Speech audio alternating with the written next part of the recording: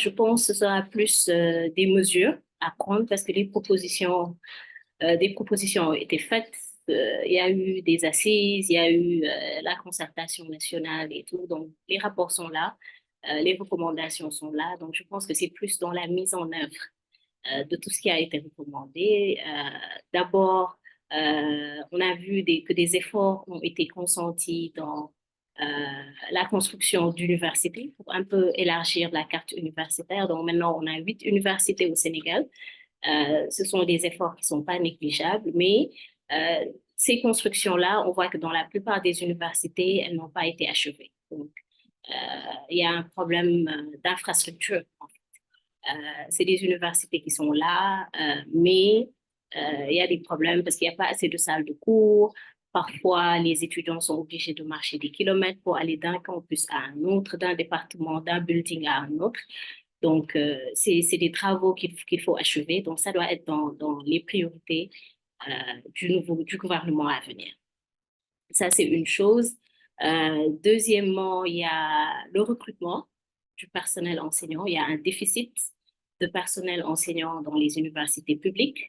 On fait recours à beaucoup de vacataires. On ne peut même pas vous dire le nombre de vacataires qu'il y a dans les universités publiques. Et le plus désolant, c'est que ces vacataires-là, ils galèrent même pour être payés. Donc, parfois même, on appelle des vacataires, mais ils refusent de venir parce que tout simplement, leur salaire tape.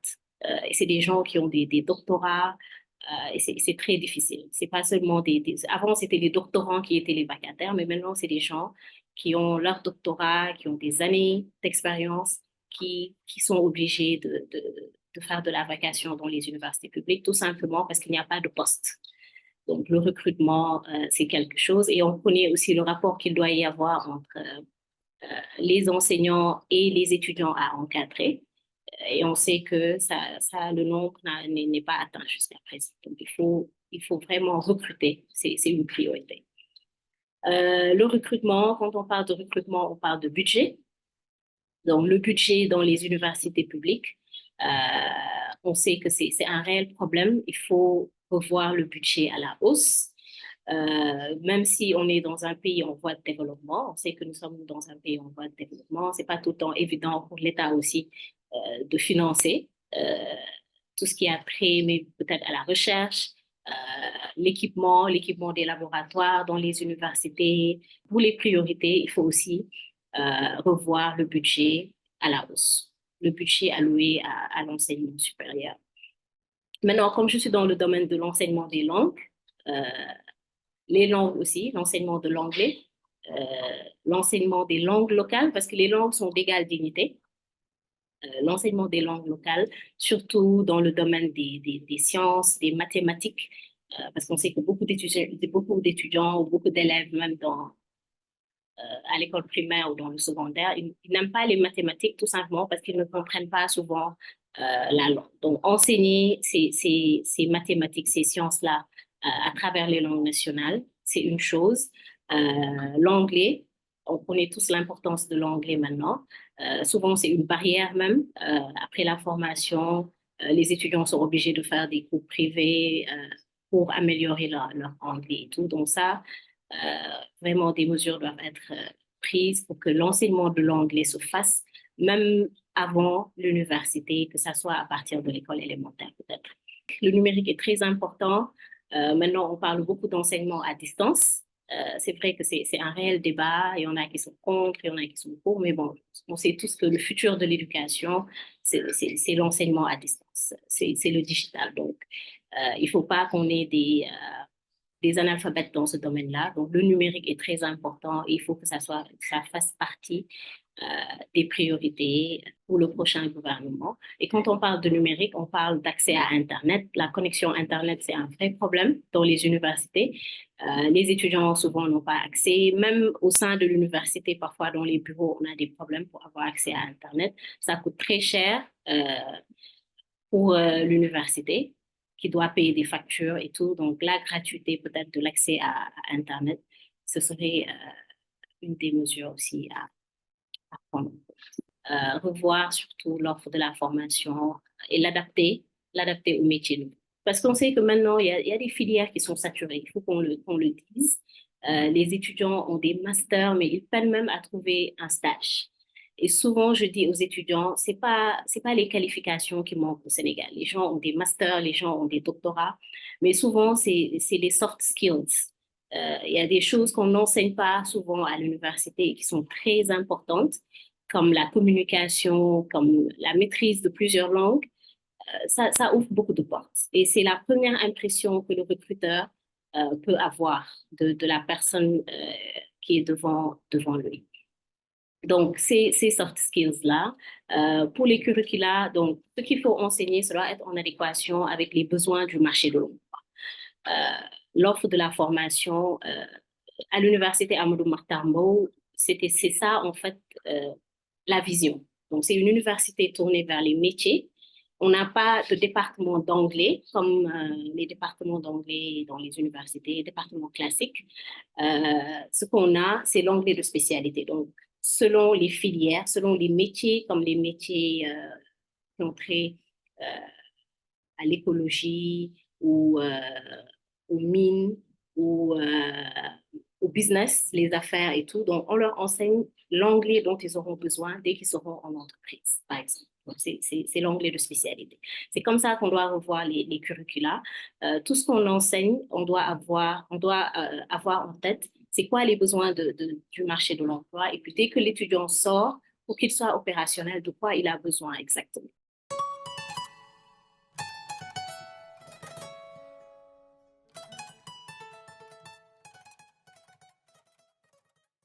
L'apprentissage des langues, c'est une théorie. C'est que l'enfant, avant 12 ans, peut maîtriser plusieurs langues. Et c'est plus facile pour l'enfant d'acquérir une langue avant l'âge de 12 ans.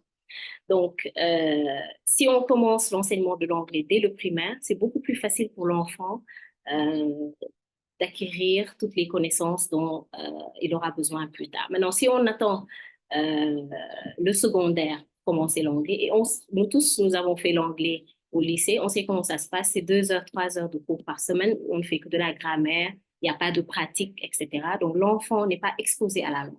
Et quand on n'est pas exposé à la langue, on ne peut pas la parler. C'est juste la grammaire, c'est dans la tête, mais quand il s'agit de pratiquer, de parler, on a des difficultés. Maintenant, si on commence ça dès le bas âge, ça peut aider. Donc, du point de vue théorie linguistique, ça, c'est une chose. Deuxièmement, l'anglais, comme vous venez de le dire, c'est très important de nos jours, c'est crucial.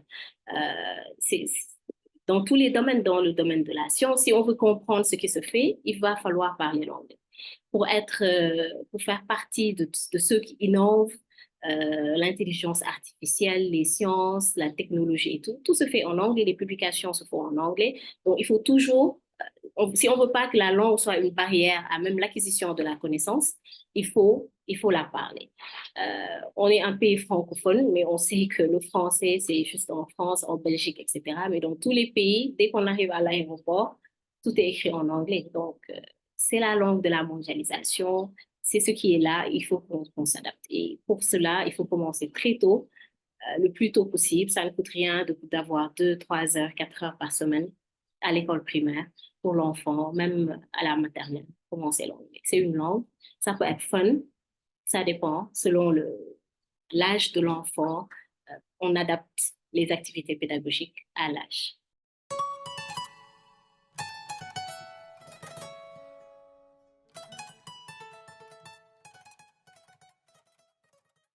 Il faut qu'on comprenne que la recherche, elle est très importante. L'université, c'est pas seulement l'enseignement, mais c'est aussi la recherche.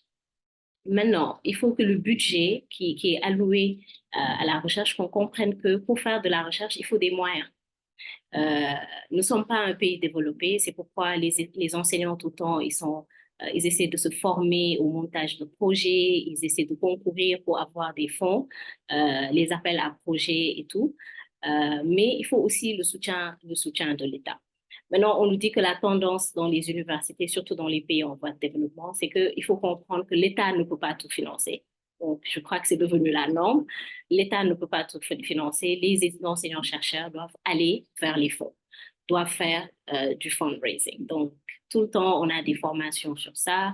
Même la semaine prochaine, on aura une formation sur le montage de projets. Donc, je pense que c'est ça la tendance maintenant, que des enseignants-chercheurs eux-mêmes aillent vers les fonds. Mais bon, ça n'exclut pas que l'État aussi doit allouer un fonds à la recherche, à l'innovation. Il y a des efforts qui sont faits. Je pense qu'ils le comprennent parce qu'il y a beaucoup de rapports avec des recommandations sur ça. Il faut qu'ils sachent c'est quoi la priorité en fait. Parce que des fois, si on regarde le train de vie, si on regarde le budget qui est alloué à certains secteurs, peut-être qui ne sont pas aussi prioritaires, qui participent au développement du pays, je pense qu'ils devraient revoir où mettre l'argent, à quel secteur allouer le budget. Et la recherche, l'innovation, c'est très important.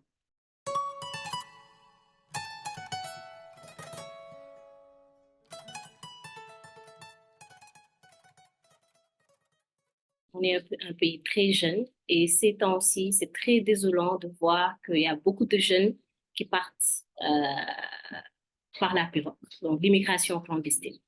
C'est un réel problème. Et ça, c'est du fait que je pense que le chômage peut être quelque chose qui explique ce départ, mais c'est plus un manque d'espoir. En fait, les gens n'ont plus euh, cet espoir-là, hope, comme on dit. C'est un désespoir parce que je ne peux pas comprendre à quel point on peut être désespéré pour prendre la pirogue, risquer sa vie pour aller vers un lendemain meilleur. Et ce qu'on va voir, ce qu'on essaie de découvrir, on ne sait même pas si ça va changer ces conditions de vie. Parce que même en Europe maintenant, il y a la crise, donc il n'y a plus d'emploi. Mais bon, se dire que aller à l'étranger, c'est mieux que de rester dans mon propre pays. Donc, c'est un niveau de désespoir qu'on peut pas expliquer. Donc, ça devrait être une priorité. Je pense que il faut redonner espoir à ces jeunes-là, leur montrer qu'ils peuvent réussir au Sénégal et puis leur donner ces opportunités-là. Encourager l'entrepreneuriat, euh, les aider. L'éducation, c'est très important parce que si les gens ne sont pas formés, n'ont pas été à l'école, n'ont pas de formation, c'est très difficile de trouver un travail aussi parce que même les gens qui sont diplômés n'arrivent pas à trouver un emploi. Euh, donc, il y a beaucoup de choses à faire sur ce plan. Le chômage, il y a beaucoup de choses à faire. Redonner espoir à ces jeunes-là, pour qu'ils comprennent qu'ils peuvent avoir un lendemain meilleur dans leur pays et que c'est eux qui doivent construire ce pays-là. C'est Barth qui va le faire à notre place. Donc ça, c'est une chose. Deuxièmement, le panier de la ménagère, je pense que nous tous nous le ressentons. Quand nous faisons nos courses, tout est cher. Tout est cher, les denrées alimentaires, les denrées de première nécessité, tout est cher. Et les salaires ne suivent pas. Maintenant, ça, c'est pas seulement du ressort de l'État aussi, parce que nous ne consommons pas local. Tout ce que nous consommons, ça vient de l'étranger. Donc, il faut que nous ayons cette culture-là de consommer ce que nous produisons. Et que maintenant, l'État euh, accompagne les agriculteurs, accompagne les entrepreneurs qui sont dans le domaine du consommé local pour qu'on puisse produire assez pour la population. Donc ça, c'est aussi quelque chose. Le domaine de la santé, il y a tellement de domaines. Le domaine de la santé, c'est très difficile quand on est au Sénégal, quand on est malade, qu'on va à l'hôpital et qu'on n'a pas de quoi payer même une visite avant de parler des ordonnances et tout ça. Donc c'est très compliqué. Euh, la santé, même si on ne paye pas, on ne voit pas le médecin. Donc ça, c'est des mesures. On ne peut pas avoir d'assurance maladie si on ne travaille pas. Couverture maladie universelle, on en parle, mais la mise en œuvre, il faut aussi la revoir, comment ça se passe dans les hôpitaux. Dans les zones rurales, on n'a pas de personnel qualifié. Souvent, les médecins ne veulent pas aller dans ces zones-là. Donc, il faut que l'État pense à motiver ces gens-là qui acceptent de travailler dans les zones rurales pour éviter aussi le déplacement, que les gens quittent les zones rurales pour venir vers Dakar, pour venir vers Thiès, etc., pour des soins. Euh, donc, cette pléthore-là de gens qu'on a dans les hôpitaux et que le personnel n'arrive même pas à maîtriser, c'est très difficile. Donc, la santé, euh,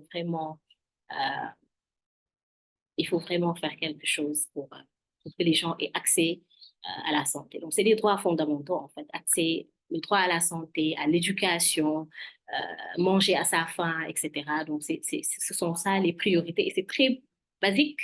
Ça montre que nous sommes vraiment en retard parce que dans certains pays, c'est plus des questions d'actualité, c'est plus des questions sur lesquelles les candidats à une élection présidentielle, ça peut se monter.